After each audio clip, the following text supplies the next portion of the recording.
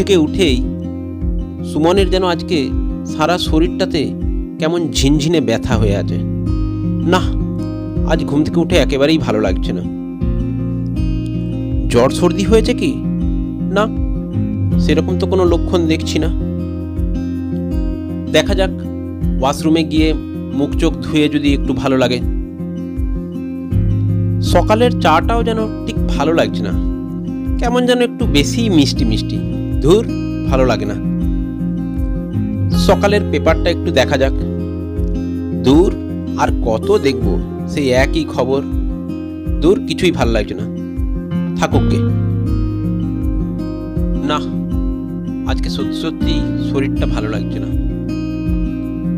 ইস, আর কয়েক ঘন্টা বাদেই অফিসে যেতে হবে। আজ আবার অনেক কাজও আছে। আচ্ছা, একটু মোবাইলটাই দেখা যাক। আজ আবার নতুন ওয়েব সিরিজ রিলিজ হচ্ছে। ঠিক আছে, আপডেটটা নিয়ে নেব। হোয়াটসঅ্যাপ, ফেসবুক নোটিফিকেশনগুলোও তো একবার দেখার দরকার আছে নাকি? আরে বাহ, কিচেন গার্ডেনের শর্টসগুলো দেখতে তো বেশ ভালোই লাগছে। আবার নতুন ট্রাভেল ভ্লগও বের হয়েছে।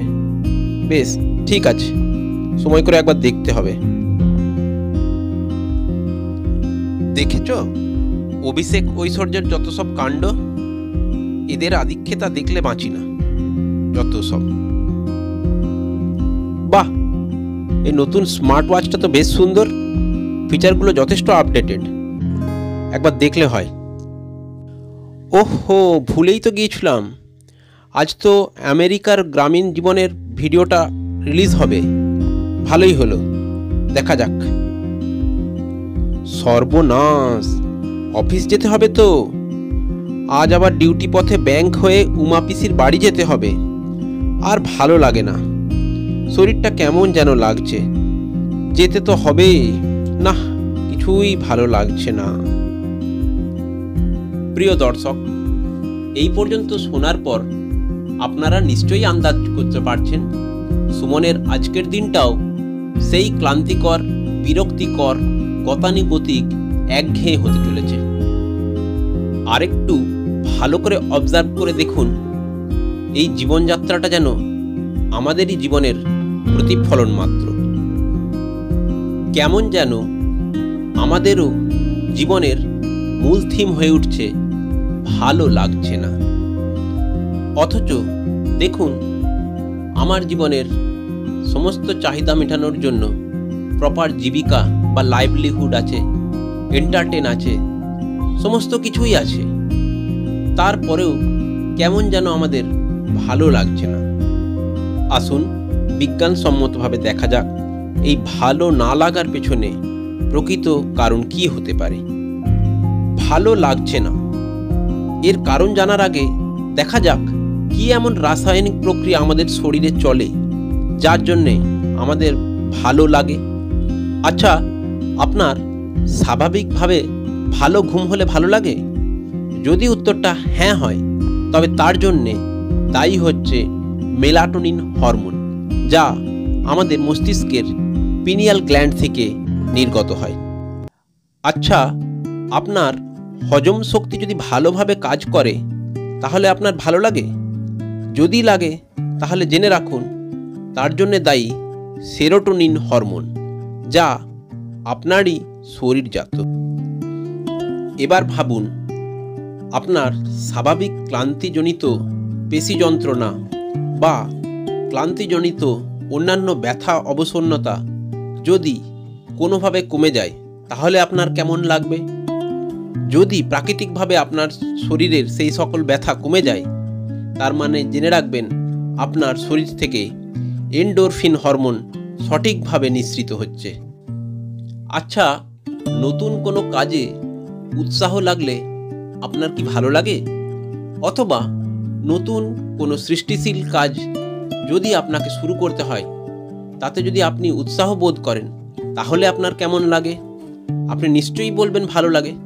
তাহলে জেনে রাখুন এই ভালো লাগার পেছনেও আছে ডোপামিন হরমোন, এবং এই হরমোনও কিন্তু আপনার শরীরজাত।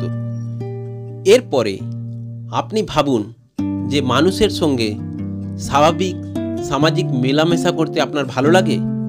আপনি উৎসাহ বোধ করেন মানুষকে বিশ্বাস করতে, মানুষের জন্য উপকার করতে এবং সামাজিক সম্পর্ককে সঠিক জায়গায় বজায় রাখার জন্য আপনি কি উৎসাহ বোধ করেন?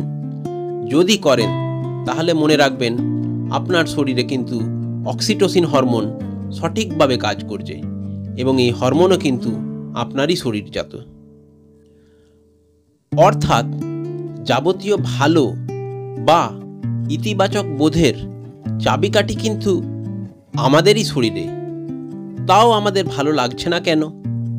খুবই সহজ উত্তর, নিশ্চয়ই সুখের সেই চাবিকাঠি, সেই হরমোনগুলোর নিঃসরণ ব্যাহত হচ্ছে। কিন্তু কেন হচ্ছে?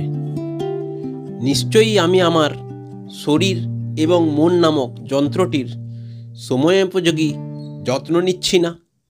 কিন্তু কেন নিচ্ছি না? নিশ্চয়ই আমার সময় হচ্ছে না। কেন সময় হচ্ছে না? নিশ্চয়ই আমি সেই সময়গুলোতে এমন কিছু কাজে ব্যস্ত রাখছি নিজেকে যা আমার শরীরে বিপরীত প্রতিক্রিয়া তৈরি করছে। কিন্তু যদি আমরা সময়টাকে সঠিকভাবে ব্যবহার করি তাহলে কি এমন যত্ন যার জন্য আমার হরমোন সিক্রেশন সঠিক হবে? দেখুন, এই বিষয়ে বিশেষ কিছু বলার নেই। তার কারণ হচ্ছে কিছু প্রাথমিক সুঅভ্যাস যা আমরা প্রাথমিক শিক্ষায় অলরেডি শিখে এসেছি। শুধু একবার মনে করিয়ে দেওয়া: পুষ্টিকর খাবার খাওয়া, প্রচুর পরিমাণে জলপান করা, মিনিমাম 8 ঘন্টা ঘুমানো, হালকা যোগব্যায়াম করা, গান শোনা, বই পড়া, ইতিবাচক মানুষদের সঙ্গে মেলামেশা করা, ঘরকে সময় দেওয়া এবং সর্বোপরি সৃষ্টিশীল কাজে নিজেকে নিয়োজিত রাখা অথবা নতুন কোনো জিনিস শেখার চেষ্টা করা। আসুন আমরা সকলেই নিজেদের শরীরের এবং মনের যত্ন নিই আর ভালো থাকার রিমোট কন্ট্রোলটাকে নিজের নিয়ন্ত্রণেই রাখার চেষ্টা করি।